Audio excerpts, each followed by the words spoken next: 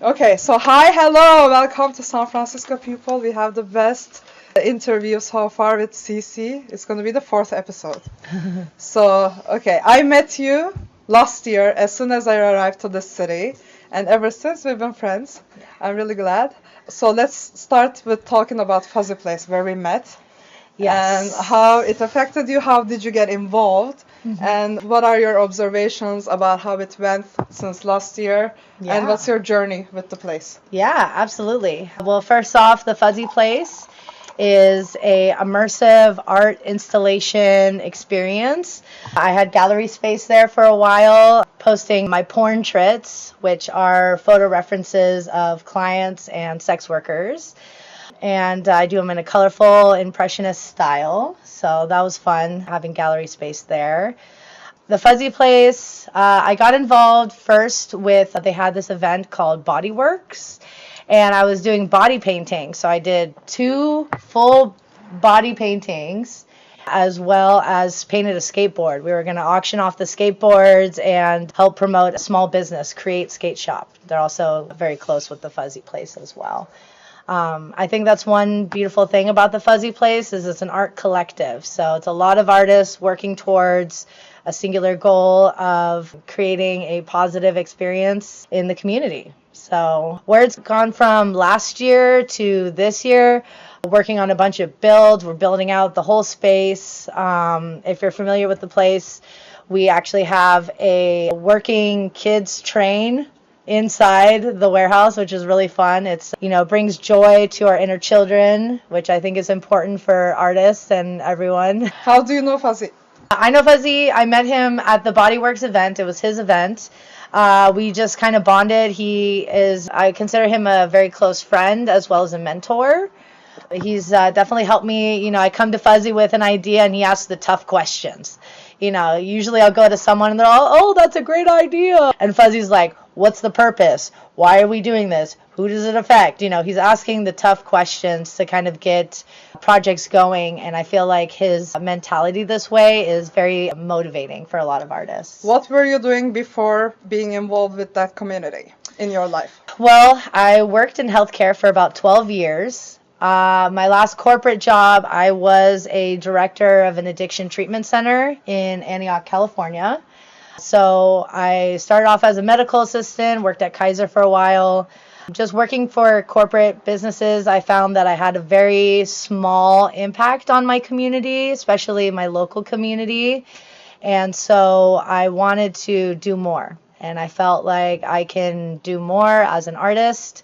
My first month as an artist, I was vending, going to music events, doing live painting, just like really self-motivated and determined to bring awareness to the community about decriminalizing sex work, which is kind of my passion and purpose. Yes, was art always a part of your life? Well, art has always been a part of my life. It's, I've always been doodling, but I haven't really been like seriously painting until the pandemic, actually. So in 2020, we have all this free time, and I spent it painting. I would look at, beautiful sex workers and in their intimate moments and, use that sexual energy towards painting and being artistic. How do you know the sex workers from close personally here? Well, here, sex work is pretty, how do I say it? I feel like a lot of people are sex workers. We just don't talk about it due to the stigma.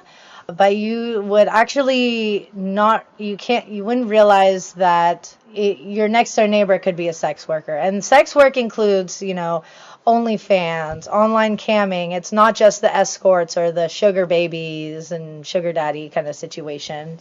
So I feel like we also have that street in Mission that is like... Yes, Cap Street in Mission. They actually closed off the street to prevent people from working. And I think that's unfortunate. When did they? This happened maybe last year, actually. Really? Yeah, they blocked off the street so traffic couldn't go through it. I know that also in Oakland, 12th Street is a big hotspot. International Boulevard is a big hotspot for sex workers out on the street. Do you support them? Like after you do your art, what is the process that goes and reaches to the point that it helps them? Right, right. Because that's, at the end of the day, the whole reason why I'm doing all this. Yeah. So first off is the awareness, right? Breaking the stigma of sex work. Then the second piece is I actually donate 10% of my proceeds. I was donating to the National Harm Reduction Coalition, but they do a lot more work for all harm reduction. So that includes like substance abuse and stuff. So this year, I started working with the decriminalized sex work organization. So that's DSW. And they do a lot of work with lobbyists lobbying to decriminalize sex work. Actually, like just the other day, Alex was joking about it, how sex work is illegal and shooting porn is not. So that if they bust you, you just have to have a camera that's recording, and you make no, you're actually doing porn because that's legal. Yeah. So like it's weird. It is. Like it is. the line is so like thin, and at the same time, the Yeah. laws are so different. It is, and it's strange because like on OnlyFans, you have to fill out a tax form. So you're paying taxes as an OnlyFans creator. However, if you suffer from domestic violence or some kind of stalker, from the site, you cannot report it because you could be arrested. So right now, sex workers are facing, being a lot of violence against sex workers are going unreported, which is, not good in my book. I didn't know that you could report if you were doing OnlyFans and like going through some difficulties. I didn't know that. Yeah. I thought it was like legal. Legal. No, because there's no legal protection because it's not decriminalized. Okay. Because it's But technically, it is taxed. But it is taxed. So I don't, That's so weird. That is so weird. Really. Okay, so here it's of course very difficult to survive as an artist, and our mutual friend Göksu moved to LA just because of that, saying that here people come, they check your art, they're like, oh, it's good, it's pretty, but they don't actually buy it. They just like look at it, and over there it's like more appreciated. That was her whole reasoning about moving there. So what are your thoughts on that? And like both of us, we were at the tech event like last week. I can easily say tech people also like they don't really appreciate it. They understand it. Like they don't even understand it. They just come and look. Like my Burning Man hats definitely wasn't what they were looking for. And like your art, so like even though we would expect them to just support, they didn't as much as I expected. Yeah. So in a city full of techies, do you think they are the good like audience, and like who is the one who buys your art the most? Like what is the audience that you have? I would say that probably who buys my art the most are other artists. So I know that the artist community here is, very robust. So a lot of artists are supporting one another, but the untapped wealth of techies and other corporate positions, they don't understand the art. I actually had a lot of people at that tech event ask me if my art was available in NFT form. Okay. So there is interest in that, but they still want that digital kind of factor to it. If they have it in front of them. Yes. They want the digital version. Yes. That can't be shown at their house like that. They will just have it in their computer. Not even like their friends can come and appreciate it or see it. Yeah. So like, we are still not understanding, I think, the whole... Yeah, it's like, how do we do a culture shift, Because, previously, San Francisco was very cultured, and, we would have, like, aerial dancers and burlesque shows and, performers and performance art. And I feel that a lot of it, of, like, the culture and artistry has been lost due to the tech industry, which is very unfortunate. And you've been here, like, all along. You said you're from the Bay Area. Yep, so, like, born and raised. How was it before? Like, I have no clue. For me, it's already perfect coming from Turkey, but like everybody says it was way better. So can you talk about the difference that you see from your perspective? From my perspective, I feel that it was just like maybe the way of the times, I hate to sound, showing my age or anything like that, but it's just like, with anything, as we progress, sometimes we progress in different pathways. So we're progressing more towards technology and AI and losing appreciation for interpersonal and humans interaction. I see a utopia someday where humans get to create. That's our goal. That's our purpose, is to create, and AI does all the jobs that we don't want to do. Jobs that are dangerous, jobs that put, humans in harm's way. I think that AI is definitely a valuable tool. I've used it myself.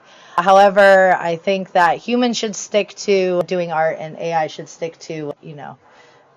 Did you use it for your art? No, I've actually never used AI for my art. However, there is like projection mapping, which is really cool, where you can project onto your art and it comes to life. It's a very cool, digital interaction. And I've been kind of dabbling in Goksu is also does a lot with that. And I've been kind of picking her brain on some of those things. But at the end of the day, it's the interpersonal. People buy art for the artist. It may be beautiful art, but if you're, can I say dick? Unless you spray paint it. Yeah. Inside joke. But like, if you're a dick, no one's gonna want your art. However, it's like the thing about being an artist is, it takes a lot of bravery and courage to even share your art, because I feel like a lot of times art is, we put a piece of our soul, a piece of our healing journey into our art. And when others see that and see you, that's when purchases are made. But without that awareness, that like conscious awareness, where I feel that technology kind of detracts from the interpersonal. They don't even like perceive the emotions that you put in it. They Right. have like some sort of blockage. Techies, literally, like so far from spiritual, but like even on a like human level, they're struggling sadly. Yeah. And it's very hard to like interact with them, I feel like. Yeah, it's like this illusion of separation. We've lost the oneness of humanity. Did we ever have it? I mean, some people got it. Some, it's something to reconnect with. I feel like maybe in primitive times, ancient times, we felt this oneness, and continuing differences, people focus too much on the differences rather than our oneness. And I think that's the illusion of separation and this illusion of scarcity as well. Yeah, so like you're also like pushed to being individualistic because you have to make money, especially in capitalist system. It's very difficult to stay connected in one. Yeah. When you constantly have to worry about yourself and how you're gonna survive. Yeah. Definitely. So people become more selfish for that reason too. Okay, so that also we spoke about. And have you made any solo exhibitions? I have not done a solo expedition. I had gallery space at the Fuzzy Place for a while, but I worked very closely with Matt Milano. He's a very prolific San Francisco artist as well. Also another one of my mentors. He's so sweet, he calls me his protege. But I'm actually working on a auction right now. So I'm working on a female empowerment event where we have female comedians, a burlesque show, as well as I would be doing a speech about decriminalization of sex work and auctioning off my pieces and donating 20 to 30% of my proceeds to DSW. I think we should talk to Minis about it. Minis have like great... Oh, yes. Yes. Let me Yes. remind you that. Yeah. I noted here. Yeah. Okay, perfect. They have super good stuff going on. Okay, so parents, you moved back with them recently. Do you want to talk about your relationship to them and how do they perceive you as an artist? And like, was it difficult that you're doing erotic art? Is there any like, how is your family situation? Because I have issues with mine. Yeah. So, my mom is very supportive of me, living there and stuff like that. But she has yet to come to any one of my art events. Not at like art battle, any of my live painting, like not a single one of my events. Which, at first I kind of took to heart. But I came to this realization that I don't need any outside validation to know that what I'm doing is important. However, I'm also working on a nonprofit as well. It's freedom for individuals of sex trafficking. So right now I have the application written, the articles of incorporation, good to go. Where do you apply with that? That is through the state. So I'm first applying through the state and then going through federal avenues. So still need to do a little bit of research on that. But I brought this idea or this, thing that I'm working on to my grandparents. And, they respect me and I know that they love me, but they're like, let's not talk about that. Let's not talk about sex trafficking. And I was like, well, that's the point. I want to be a loud voice for this cause. I want people to know and break the stigma of, violence and sex trafficking. It's out there just because you don't talk about it. You don't make it disappear and you're not helping them. Clearly, it's not like... Yeah, so you're just like ignoring. And I'm shocked that you still have that stigma here because like coming from Turkey, I was like, I don't know how people are here, but I automatically assume everybody's super open-minded, even older generation, and it's interesting to hear that they're not. Yeah. And my grandparents are very liberal, and, not that has anything to do with it, but I feel that, it's like we see so much violence on TV, yet we can't talk about sex, something that's natural. The human body is shunned. We are programmed to feel shame and guilt about our bodies, and I'm here to promote sexual liberation and body positivity, and that's why I use the bright colors that I do, because I feel like it brings a lot of joy to people. Okay, so like before having that style, did you have other painting styles, or did you just start with that and went with that? I just started with that and kind of went with that. I've always really enjoyed color. I actually took the only art class I ever took, I have a bachelor's of science degree, and I took one art class. It was drawing 101, and we had one painting project in that where we had black and white paint, and we had to paint like the shadows, like kind of still painting or still drawing. And so it was like a fruit, or I think it was like an apple, and I painted it with the white and the black, and I got this very nice gradient, and that kind of inspired me to do color gradients.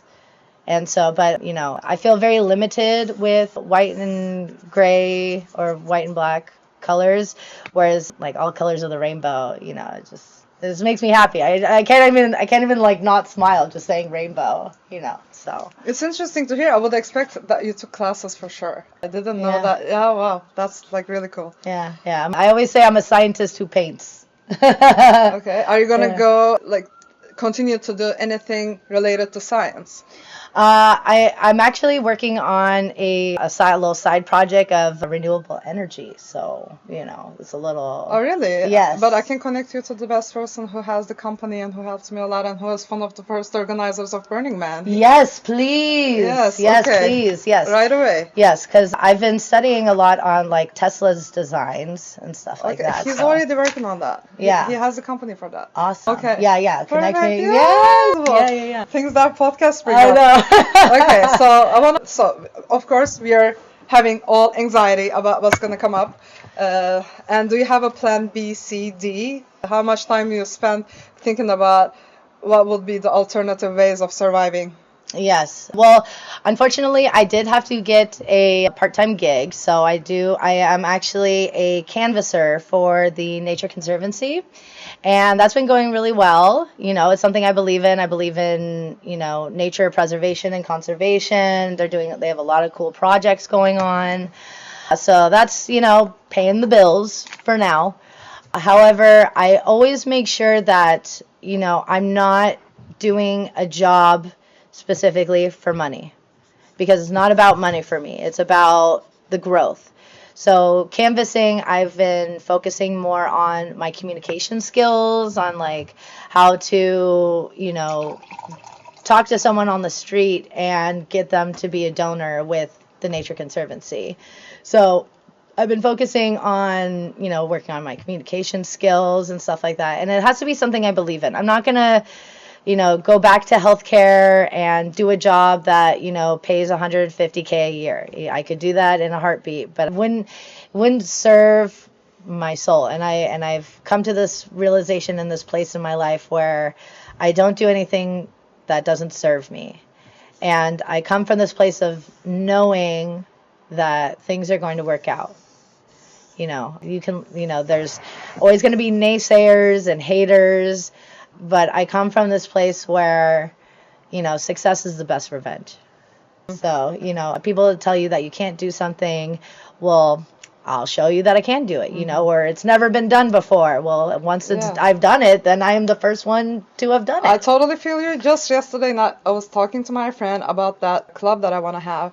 And like after all my speeches, like, oh, that sounds like a dreamer. I'm like, well, good. First thing you do is to dream about Yes. it, to like get there. Like if you don't have that dream, like of course you can't walk that road. So everything starts with dreaming. Yes. Everything. And it can be big too. Like some people do it. Why not you? Like you could be one of them. Why not you? Why like, not? Yeah. It's not like only elite and privileged dream and achieve. No, anyone can achieve if they're like really fighting for it. Exactly. It got me this far. I'm here. I survived here. Like I came here. Like you remember how I was. Like I was so like lost, but like it sorted itself out because I really believe in it and I did everything to stay here and like this is the path. So you gotta believe in yourself. I'm so proud of you too. Thank you. Yeah, I love you. Come here. Oh, I'm so proud of you. Yeah. I've been really well with everyone who saw me as an artist because in Turkey I was so not appreciated or like seen or nothing, like they don't understand, they don't respect. Just jealous, super judgy. Yeah. And like I was like super bullied and like really felt so I see you. Yeah, underrated. I see your hard work and your determination and I'm just so proud of you. Thank you. Yeah. We'll get there. Yeah. I will also share the bigger projects with you. Yes. So, okay. Who do you trust the most and who makes you feel the most secure? Oh, okay. So who I trust the most, probably like my close friends. I mean, I have a really close friend group. It was just last year that I really found my tribe. Shout out to Tiana Therese, who's a badass DJ and so now painter. So she's been sharing her art. She did her first live painting event at that Cats event. I was really proud of her for putting herself out there. And, really last year at my birthday party, we actually raised $2,000 for Planned Parenthood. So, hell yeah, right? That. Yeah. I was like, kick ass. So, kick ass to everyone that showed up. You supported a good cause. Tell what Planned Parenthood for the ones who don't know. Yes, Planned Parenthood is a women's health clinic. They offer free services to I've been to 3 times. Women, men, trans, LGBTQ. They are even like people who don't have the citizenship can go free. Yes. Yeah. It's a great service. It's providing STD testing, some abortion clinics and stuff. They also have just like well checkups too. They offer resources for mental health services too. Oh, really? Yes. So they're like very inclusive of, whole health, which, and I've been donating to them. I think the year previous I donated I got a fundraiser for $500. The year before that, $200. So it's been growing every year. But at my birthday party last year, Tiana Therese was really a safe place for me. I was overwhelmed by all the love and admiration of my friends, which is a good problem to have.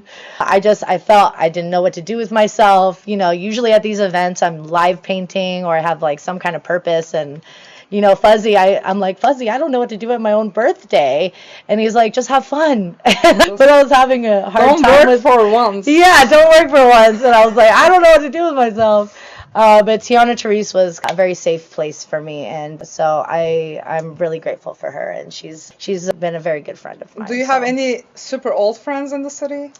Not so much. Actually, I just had a reunion with friends I haven't seen since like 2004.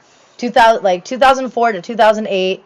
I was a candy kid raver, had bright pink hair, candy bracelets up to here, and if you guys don't know, candy kids, they're all about plur, which is peace, love, unity, and then respect. And then you like trade the candy bracelet. So it was. I have one you gave me, black and white. Yeah, I love that. Good, you still have it. Yeah.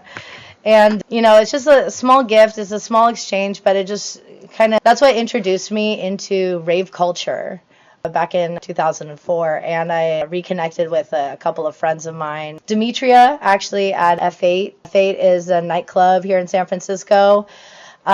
She's one of the bartenders, and she is a goddess. She is such a sweetheart. And I've known her for a really long time, and yeah, so I still have some old friends. Yeah. So what do you think overall, like friendships and relationships here? I want to talk about both of them separately. Yeah. And it is very like different from other places. Maybe friendships are not. Friendships are different to me because it's like American style, so people are like really super individual, and like it's very difficult to be like, I'm not codependent as one thing, but like still being able to ask for favors. Right. Like you can't even do that. You have to be like really like super independent. Otherwise, Yeah. like they're like taking care of each other culturally here. It's not a big thing. Right. Like the other day, for example, when my bag got stolen, like also the keys were in it, and like David's keys, and like he was at camping, so like it's like in the morning we're leaving the place in Oakland, and like I don't know who to call, where to go, like even if I've been here for so long. Also like living condition of many people, it's so difficult that they can't just host you. Right. Like it's difficult to find someone who can.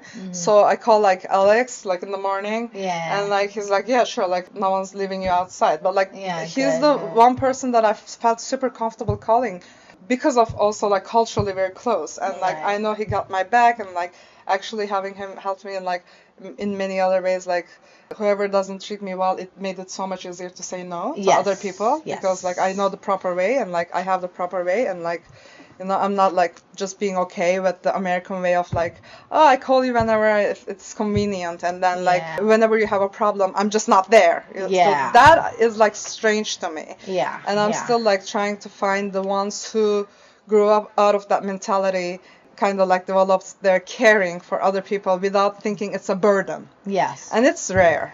Yeah. They take it as a burden. So like Yeah. I'm still having problems with that. But also like relationships. Actually, like a couple days ago, like I saw someone taking super good care of his partner, and I was surprised because like we were together, and like she calls in the middle of the night, she has a problem, breakdown, and I'm like, I can also like stay and like be supportive, and he's like, this is not the right time, like she really needs me to like cuddle her and blah blah, and Yeah, I'm like yeah. full respect, okay, like she's in bad situation, so I'm leaving, but like I still like stood up to like make sure it's gonna go good, and like Yeah, she yeah. arrived, and like I was also like being supportive for him. Like this is very like caring, but I wasn't expecting to see that because I haven't seen that a lot in many relationships, even though they're dating for a very long time.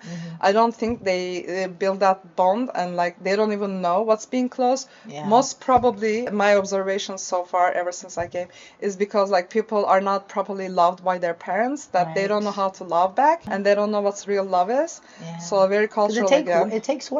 It takes work. It's ta- also yeah, like, but did you have also it when you unconditional. did you Yeah. have it before, like True, in your life? true. Were you loved that much? Yeah. That do you know like how I deeper mean, it can get? It can, yeah, yes. I mean, like for me, I had a very loving mother, but I mean, single parent, you know, so I have like daddy issues, you know, so yeah.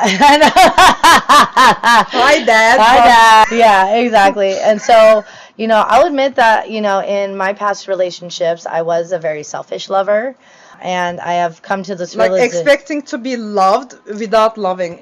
Back, yes. So many people have that. Yes, Yeah. yes. But I feel like I've brought awareness to that, and I am a lot more conscious of it. And, you know, I'm very empathic as well, so I can pick up on, you know, things, but I try not to assume. Assumptions are like one of my biggest downfalls. That's my toxic trait, is I assume too We're much. on the same page. On the same page, you know, Me too. instead of vocalizing and being more open communication. And I feel like that comes with growth. You know, that comes with experience and growth and just the awareness of it, you know, and because Like once you're aware, you can change. So many people are throwing so many events to teach you love, you know, like there's so Yeah. many events happening in the city about how to get connected and close Right. spiritually, and like even in those like communities, it's still like, Yeah. you know, Yeah. I mean, like, even in like Burning Man is be the love, you know, so be the love for yourself, be the love for your neighbor, be the love. But however, what I've noticed is, you know, I'm a very loving person. I have a lot of love to give. It's just when it's not reciprocated, sometimes that hurts, I mean, not sometimes, it does hurt. Yeah. And if it's just, and love shouldn't be an exchange. It shouldn't be like a social debt it should just be a oneness of love, that we feel. But when it comes to like unconditional love, I feel like some people abuse that. Abuse that unconditional part of it. It's like, okay, I'll love you forever, I'll love you always. But if they're just keep, hacking at you, you can't, We're not appreciating it. Yeah, you're not appreciating it, and you got to, stand up for yourself. And that's being the love for yourself as well. That's self-love, which I feel that a lot of Americans don't have. They don't have, because like they don't really work on themselves. Like they don't go to psychologists or psychiatrists, and many of them, especially this city, clearly you have issues. Maybe you have to be on meds. Like I'm on meds, I'm openly on meds, and like I only benefit from that. It's really like mood stabilizer, helps me only, and I am very balanced, and like I'm not causing anyone else a problem. So this is good. Like it's really helping my interactions and like improved my life quality, honestly. So all that stigma about it too is like just stupid. Yeah. And like, why are you that scared to face yourself? The thing is, like, just because you're not facing yourself, it doesn't mean you're hiding it.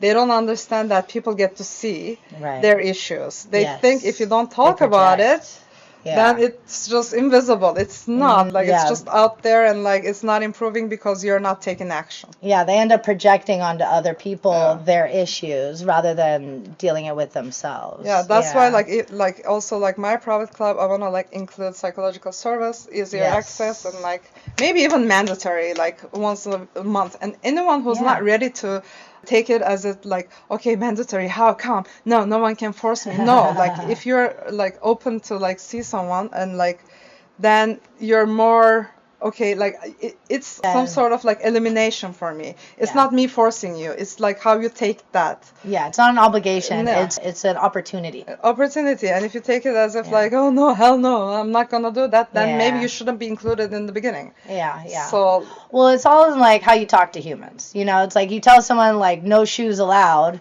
They're like, well, I want to keep my shoes. Why are you telling me no shoes? But if you say shoe parking, they're like, oh, that's cute. Here, I'll put my shoes right here. It's like all in the language. And I feel like Americans, we are very stifled in our language, even though it's one of the like hardest languages to learn, I think. I mean, there's Germanic, Latin roots, there's so many, different like slangs and stuff like that. And it can be misconstrued quite often. Nuances, for sure. Nuances, yeah. But that's where, body language kind of fills in the gaps. And I feel like just having open communication with ourselves helps us have open communication with others. Because if we're lying to ourselves, we're lying to others, we're projecting our stuff on other people. And like, especially like in our environment also, like watching movies, reading books, they don't take enough time to like do their side work. It's just like too much partying, too much overstimulation, so much, and like you don't actually take your time to be alone, like even just being alone without listening to music all day long. Like just stay in silence, see what you're thinking. It's not like like it's required. So I'm also like, I was assuming everybody was on the same page because it's San Francisco, and I was expecting like, oh my god, all the big brains are here. Oh, they're probably already there. Surprise! Interesting. Okay, so let's go back to some questions. Closest friends, oldest friends. I already asked. Relationships. Okay, like other people's relationships again. Let's talk about poly a little, because it's like very interesting, and it's like Sep is all about that. So when did you switch to that? I switched to poly probably in the beginning of this year, actually. I've just been, like last year I was doing a little bit of healing from a past traumatic ex, still dealing with a little bit of PTSD from that. So I just took time away from hooking up and, just a little celibacy kind of, vacation from sex, basically. And it gives me the time to relearn my body, because I also feel like in American culture, women are programmed or genderized to be pleasing, the partner, like pleasing, like we're so like people pleasers. And, at the end of the day, it's like you just got yourself. So again, spending alone time relearning my body and stuff like that. But recently this year, I've opened it up to poly because I feel that each relationship that I have has something different to offer. And I don't mean just sexually, but emotionally. Some I'm a little bit more like physically attracted to, so it's like when I'm wisdom-wise too, like different subjects you talk about, it's like you learn different things, like just on a talkative level. Exactly. Even. Yeah, and I feel like monogamy is, mono. It puts you in a box, and I like to think outside the box, or outside the canvas, I like to say. And I think it's good to have diversity in relationships. And I feel that poly does that. And it also teaches you how to deal with jealousy, because, jealousy is a human emotion. We all feel it. It's all in how you react to these raw emotions. It's all, that's the only thing that we have power over, is how we react. And, I've been told, or I've been a little bit of control freak in my past. And, learning to relinquish that control and just focus more on controlling how I react to these emotions that I feel. Yeah. And also, like, not taking it personal and, like, not thinking that someone's love for someone else will reduce their love for you. That part. It's not going to. Like, it's different. Like, people have the capacity, big hearts. Yeah. And it's not like gonna lower or like, it's not a threat. Yeah. Understanding that and like not thinking as a threat also like makes you more stable in their lives, because if you're constantly worried they will leave. Yeah, because you're pushing them away with, it's like what you think expands.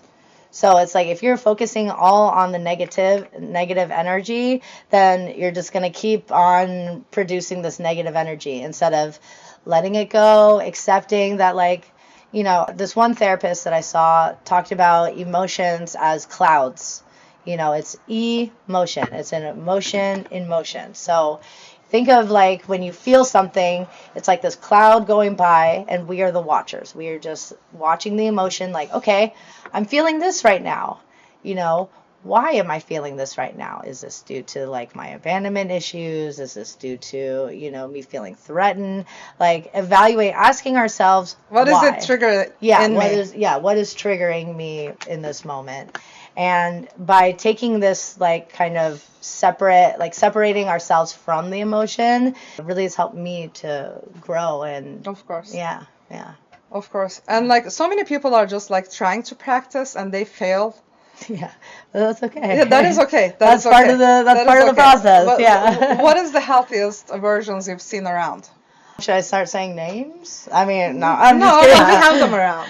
Yes. Okay. I do have a lot of friends that, I've seen the good, the bad, and the very ugly, and seeing how, age doesn't really determine your maturity level. No. I learned that hard way. Yeah. Well, yeah. Yeah. At all. Mm-hmm. Yeah, at all. It's just through our experience and people having this realization and awareness of their actions, because actions have consequences. And if they are not facing those consequences, then we're just enabling the shit behavior, and yeah. Yeah, taking responsibility for sure. Yeah, I got to take accountability. So, other than money, what are the primary causes of anxiety in your life? Sometimes I would just say like health. Like I would find, like due to lack of funds, I might not eat as well as I should. I do exercise pretty regularly. I try to get about 10,000 steps a day. But I notice that when I don't exercise regularly and I'm not eating healthy, that's when I start getting anxiety in my body. It's like my body feels stress. And also smoking is I've been a smoker since I was 14. That's something. Me too. Yeah. And it's like I've like lived my whole life as a smoker. And it's like, I don't know how to... Now we're vapors. Now we're vapors. Yeah, there you go. We still got to feed the nicotine monster somehow, I need something in my mouth. Yeah, it's true. It's true. I'm like, I gotta drink coffee.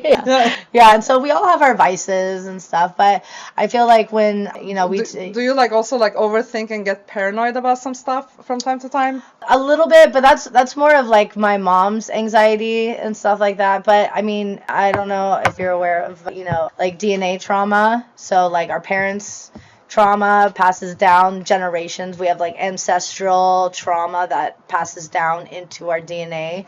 So she worries a lot about like palpitations. Like she's like, oh my God, I'm having a heart attack. Me, I'm in my mid-30s, so I don't worry about a heart attack too much. But especially now that I've like, cut back on the cigarettes. But I noticed that cigarettes cause me anxiety too, if I'm smoking too much. So I try not to be too much of a hypochondria, but it's like, I know things, I mean, it's still the best way to go. It's quick. Yeah, right? I get a weird pain in my left hand, and I'm like, oh my God, I think I'm leaving, guys! Yeah, I'm leaving, guys! Yeah. I figured out life. I'm out of here! No.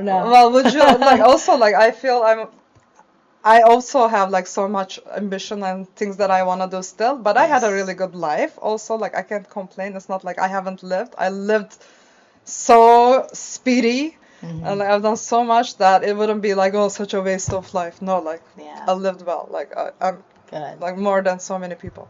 Yeah, okay, so what is the weirdest shit you've seen in San Francisco? Oh, shit man. or shits? Okay, shits or shits. All right. Probably one of my favorite things was, though it's pretty weird, was a cock toss.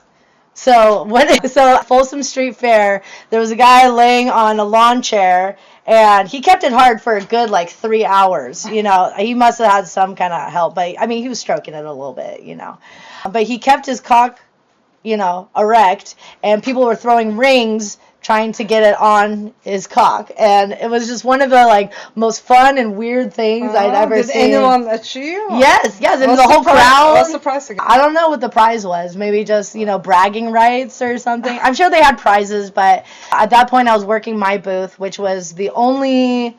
I was like, why did you watch it for 3 hours? Yeah. Because you were next to I was right next to like, it. Yeah. It was super entertaining, too, and this guy, I had a great cock, and so good for him. My friends saw, girls kissing and, cutting each other's nipples with razor and, licking blood. Yeah, That's from Street Fair, too. Yes.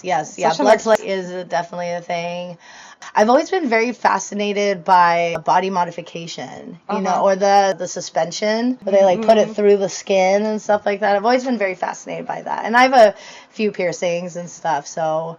I think they had a show at that event that I didn't go to, but it was like a play party at the huge venue, and they had suspended someone, and literally blood was dripping, and people were watching, and I don't even know how come it's legal and Yeah. Okay. But somehow things are. I feel like with play parties and stuff like that, there's always a vetting process. There's probably some kind of blood testing or STD. Yeah, shibari is very cool. I like that, but it's all consent based. I always say I need enthusiastic consent, and a lot of it's the fries. Yeah. I can't remember what it stands for, but it's... Do you remember? Okay. Quiz time. Let's try. Okay, so F. Okay. Oh, no! Freely given. Yes, freely given. Reversible. Reversible. Okay. Informed. Yeah, informed. Yeah. And then... E, enthusiastic. Yeah, enthusiastic. S is sexy time. I don't know.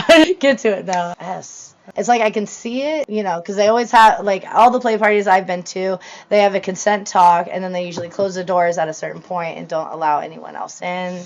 So that's where they stole my bag, by the way. That's very disappointing. It was closed community. My bag got stolen. Oh, really? Yes. Interesting. And since it's play party, no that. cameras allowed, and I don't like that. It's in the morning, right before leaving, I put it. I'm like, okay, I'm gonna look for a friend, and then I saw our friends. I chat with them, and I go to jacuzzi. I go out. My friend comes. Okay, we're leaving. I'm like, okay, I've left my stuff there. My hat is there. Phone is there. They're left in place. Bag is gone. Oh. It had my it's $1,000. You're everything in there. Yeah. And everything's so personal. No money, nothing.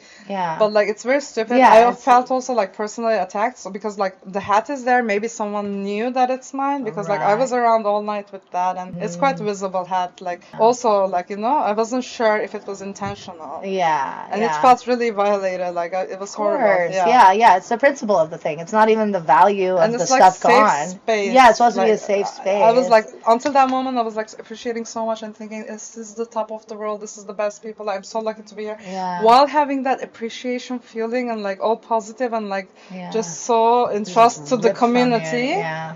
that was like, Yeah. think yeah. again. And like that I Yeah. didn't like. you Yeah, know? it's just like all that like good feeling just like Yeah, from because of under one you. person's. I know. Like, That's what the fuck? Like, and Yeah. like, since we can't find out who that person is, they will Yeah. be invited to the next one. And knowing that is also Yeah, like, yeah, because we then have you're like someone like looking that. around, you're like questioning, you're like, which Yeah. one of you did it? Yeah. You know, and that's not a good feeling when you're at these events. Yeah. I'm sorry that happened to you. thank you. Yeah. It was surprising. Everybody's that is super very shocked. violating. Everybody's Yeah. super shocked.